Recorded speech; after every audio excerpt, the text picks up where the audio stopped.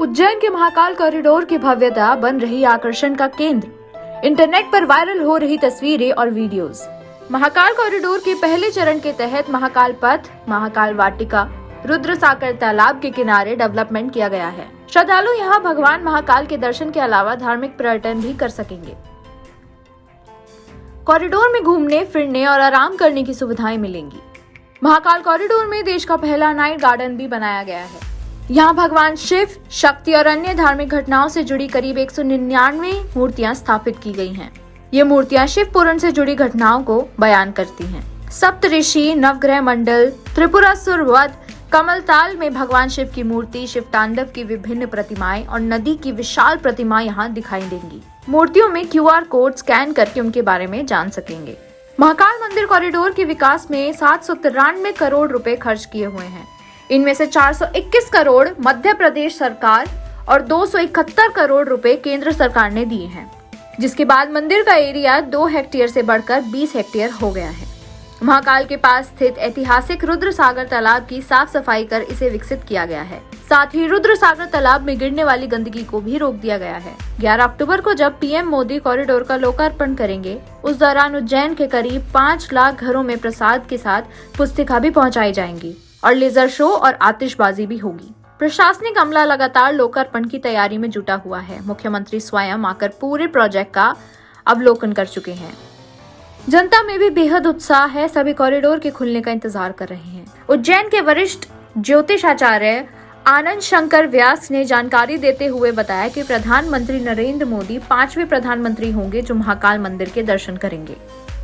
इससे पहले प्रधानमंत्री लाल बहादुर शास्त्री, मोरारजी देसाई, इंदिरा गांधी और राजीव गांधी भी बाबा महाकाल के दर्शन कर चुके हैं। NBT ऑनलाइन की रिपोर्ट। फिलहाल मैं महाकाल कॉरिडोर के प्रोजेक्ट परिसर में मौजूद हूँ। इस समय यहाँ पर प्रथम चरण का काम लगभग पूर्णता की ओर है और जिला प्रशासन और राज्य सरकार इसकी देखरेख में पुरजोर कोशिशें कर रही हैं। लोकार्पण और प्रधानमंत्री के उज्जैन आगमन को लेकर सभी में काफ़ी खासा उत्साह दिख रहा है। आप देख सकते हैं काफ़ी बड़ा ये लगभग 900 मीटर की लेंथ का ये कैंपस इसका पहला चरण काफ़ी हद तक तैयार हो चुका है। 350 करोड़ की लागत में पूरा ये परिसर तैयार किया गया है और इस प्रोजेक्ट के लिए लगभग 800 करोड़ रुपए सैंक्शन किए गए हैं। अभी यहाँ पर काफ़ी सारी मूर्तियाँ, ये देखिए आप, काफ़ी सारी मूर्तियाँ बन चुकी हैं जिसमें शिव प्रतिमाएं, शिव परिवार की और बहुत से अलग अलग पौराणिक और ऐतिहासिक कहानियों के ऊपर बनी हुई मूर्तियाँ मौजूद हैं। साथ ही यहाँ पर सरफेस पार्किंग के साथ साथ ये हमारे पीछे आप देख सकते हैं ये रुद्र सागर है जिसकी सफाई का कार्य किया गया है। रुद्र सागर के अंदर काफ़ी गंदगी जमा थी, इसका लगभग पूरा शुद्धिकरण हो चुका है। और आइए हम अभी यहाँ किसी टेक्निकल व्यक्ति से बात करके और यहाँ की बाकी की डिटेल्स भी जानते हैं। आइए हम कुछ लोगों से बात करके देखते हैं कि उनमें इस प्रोजेक्ट को लेके कैसा उत्साह है। सर बताइए कि आपने यहाँ के फ़ोटोग्राफ्स देखे हैं, मतलब आप क्या सोच रखते हैं यहाँ के लिए और लोकार्पण के लिए बाद जब आप लोगों को आने का मिलेगा, यहाँ पर एंट्री मिलेगी, तब उसके लिए कितना एक्साइटमेंट है आम जनता के बीच? आम जनता के बीच में बहुत एक्साइटमेंट है। एक्चुअल में जो मोदी जी आ रहे हैं अभी 11 अक्टूबर को, तो उसकी बहुत ही व्यापक तैयारियाँ चल रही है और वैसे भी कई माध्यमों से द्वारा, समाचार पत्र के माध्यमों से, सोशल मीडिया के माध्यम से इस कॉरिडोर के फ़ोटो जनप्रतिनिधि भी आए हैं यहाँ पर अवलोकन करने के लिए, जिलाधीश महोदय भी आए हैं। तो यहाँ के जो पूरा अनुपम दृश्य है, ये तो आपको एक नाइट गार्डन, जैसे कि भारत में पहला बन रहा है पूरा नाइट गार्डन। इसके अलावा यहाँ पर भगवान शिव की जो षष्ठी की पूरी एक कथा है, उस कथा को मूर्ति के माध्यम से अंकित किया गया है। पूरा कॉरिडोर अपने आप में अनुपम है।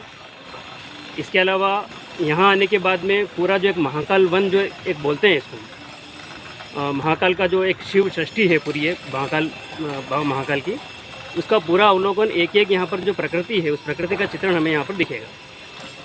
ठीक है, आपका नाम? अपूर्व पौराणिक। जैसा कि आपने देखा कि प्रशासन के साथ साथ आम जनता के बीच में भी इसका खास उत्साह बना हुआ है। फ़िलहाल हमारे साथ यहाँ के इस महाकाल कॉरिडोर प्रोजेक्ट के प्रोजेक्ट आर्किटेक्ट मौजूद हैं। हम इनसे यहाँ की टेक्निकल डिटेल्स जानेंगे। सर बताइए आप यहाँ के बारे में सारी डिटेल्स। इस प्रोजेक्ट के बारे में बात करें तो महाकाल मंदिर के पीछे की तरफ एक जो नेचुरल वाटर फीचर है रुद्र सागर, जो सप्त सरोवर में से एक है, जिसकी एक रिलीजियस इम्पोर्टेंस भी है, उसको लेते हुए हमने पूरा एक कॉरिडोर डेवलप किया है जो क्राउड मैनेजमेंट की स्थिति को देखते हुए और लोगों का एक्सपीरियंस अच्छा होगा, जो भी श्रद्धालु यहाँ पर आएंगे उन्हें एक अच्छा एक्सपीरियंस मिले पूरे रास्ते में, उस चीज़ को ध्यान में रखते हुए इस पूरे प्रोजेक्ट को डेवलप किया है। काफ़ी सारी यहाँ पे मूर्तियाँ और म्यूरल वॉल के माध्यम से बहुत सारे शिव जी की जो कहानियाँ हैं जो कई पुराणों में मिलती हैं उनको यहाँ पे प्रदर्शित किया गया है। और जो जनरेशन अभी इतना सब नहीं जान पा रही है, मतलब जो माइथोलॉजी को भूलते जा रहे हैं लोग, उस चीज़ को कई सालों तक याद रखने के लिए ये प्रोजेक्ट को इस तरह से डेवलप किया गया है।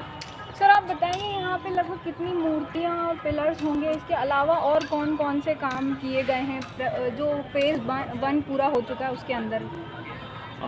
इसके अंदर जैसे हम बात करें कॉरिडोर की, तो महाकाल कॉरिडोर के अंदर 108 स्मार्ट स्तंभ लगाए गए हैं, जिसके ऊपर भगवान शिव की आनंद तांडव मुद्राएं प्रदर्शित की गई हैं और ये सारी मुद्राएं नाट्य शास्त्र से ली हैं।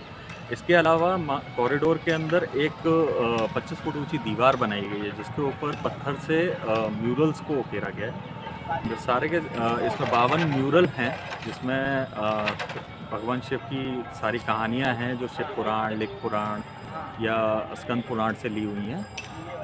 इसमें शिव की उत्पत्ति से लेकर के माता शिप्रा की उत्पत्ति तक सारी कहानियां कवर हो रखी हैं।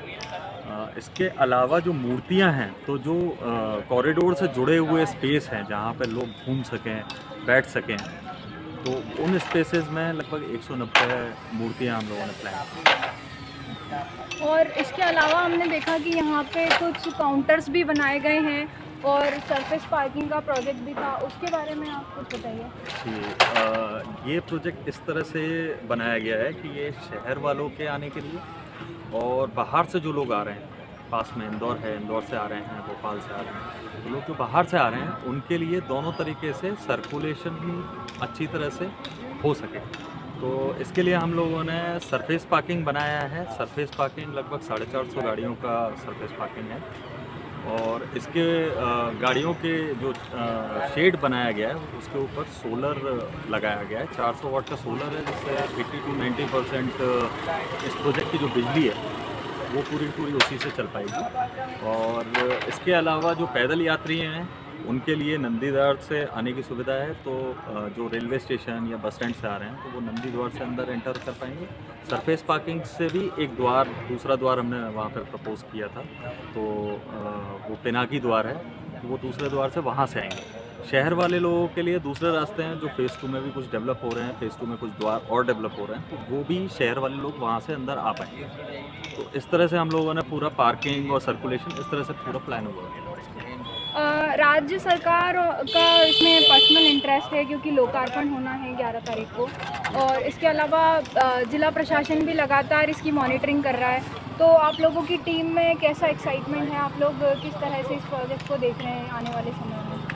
बहुत ज़्यादा एक्साइटमेंट है इस चीज़ को लेकर के, क्योंकि हम लोगों ने और मैंने और मेरी टीम ने पर्सनली इसके ऊपर दिन और रात मेहनत की है और इस प्रोजेक्ट को इसी तरह से सोच करके बनाया हुआ है कि आगे और भी प्रोजेक्ट बनेंगे जिनके लिए ये प्रोजेक्ट केस स्टडी के रूप में स्टडी करा जाए। तो everyone is very happy. Krishna Murari Sharma, I am project architect, Ujjain smart. फिलहाल मैं महाकाल कॉरिडोर के कैंपस में मौजूद हूँ, जो कि फ़िलहाल इंटरनेट पे खासा वायरल हो रहा है, साथ ही पूरे देश में सभी के लिए आकर्षण का केंद्र बना हुआ है। इसका प्रथम चरण अपनी पूर्णता की ओर है। पूरा जिला प्रशासन और राज्य सरकार भी प्रधानमंत्री के आगमन और लोकार्पण कार्यक्रम को लेकर बेहद उत्साहित है और लगातार जो यहाँ का काम है उसको ऑब्ज़र्व कर रही हैं, उसको अपनी निगरानी में लेकर उसके पूरे काम को देखा जा रहा है। स्मार्ट सिटी के अंदर आने वाला ये प्रोजेक्ट, इसका प्रथम चरण जो 350 करोड़ में लगभग बनके तैयार हुआ है और 800 करोड़ में प्रस्तावित है, ये इसका प्रथम चरण लगभग पूर्णता की ओर है। यहाँ आप देख सकते हैं काफ़ी सारी मूर्तियाँ, पिलर्स और 920 मीटर की लेंथ का बनाया गया ये कैंपस अपनी पूरी खूबसूरती पे चरम पे है। साथ ही में यहाँ पे सबसे बड़ा आकर्षण का केंद्र है यहाँ पे बनने वाला नाइट गार्डन, जो कि देश का पहला नाइट गार्डन होगा।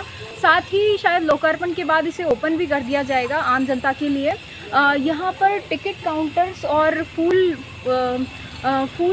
प्रसाद आदि के लिए भी काफ़ी सारे खूबसूरत से काउंटर्स बनाए गए हैं। इसके अलावा सरफेस पार्किंग एरिया बनाया गया है। इसके साथ ही यहाँ से लगा हुआ रुद्र सागर जो है उसकी साफ़ सफाई का कार्य किया गया है। पूरे रुद्र सागर को काफ़ी तेज़ी के साथ साफ़ किया गया है और इस पूरे कैंपस को काफ़ी सुंदरता के साथ सजाया जा रहा है। अभी मुख्यमंत्री शिवराज सिंह चौहान उज्जैन आए थे, उन्होंने भी यहाँ का अवलोकन किया और साथ ही संतुष्टि जताई है कि अब ये पूरी तरह से तैयार है लोकार्पण के लिए। उम्मीद है 11 अक्टूबर को प्रधानमंत्री नरेंद्र मोदी उज्जैन आकर इस पूरे प्रोजेक्ट का लोकार्पण करेंगे, जिसके बाद ये आम जनता के लिए खुल सकेगा। उज्जैन से नवभारत टाइम्स के लिए प्रेक्षा दुबे।